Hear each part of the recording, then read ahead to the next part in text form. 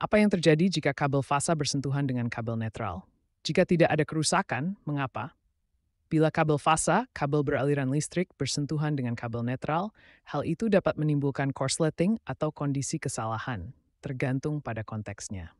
Berikut ini adalah uraian tentang apa yang terjadi dan mengapa. 1. Aliran arus.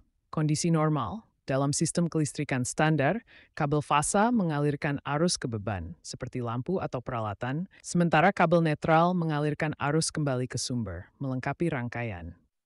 Saat bersentuhan, jika kabel fasa bersentuhan dengan kabel netral, maka dapat tercipta jalur langsung bagi arus untuk mengalir kembali ke sumber tanpa melewati beban.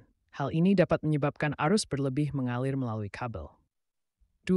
Hasil yang mungkin hubungan pendek. Jika sambungannya kuat dan resistansinya rendah, hal itu dapat mengakibatkan hubungan pendek. Hal ini menyebabkan lonjakan arus tiba-tiba yang dapat memutuskan pemutus arus atau memutuskan sekring untuk melindungi sirkuit. Kondisi tanpa kesalahan. Dalam beberapa kasus, jika kabel fase dan netral dihubungkan dengan cara yang tidak menciptakan aliran arus yang signifikan. Misalnya, jika beban sangat rendah atau sirkuit terbuka, hal itu mungkin tidak langsung menyebabkan kesalahan. 3. Risiko panas berlebih.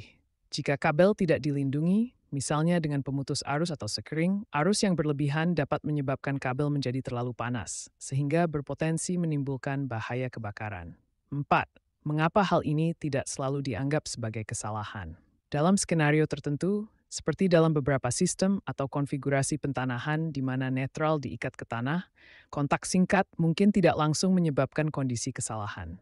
Namun, hal ini sangat bergantung pada desain sistem kelistrikan tertentu dan kode lokal.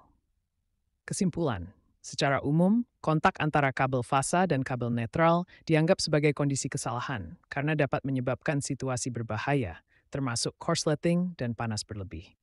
Sistem kelistrikan dirancang untuk mencegah kejadian tersebut melalui perangkat pelindung.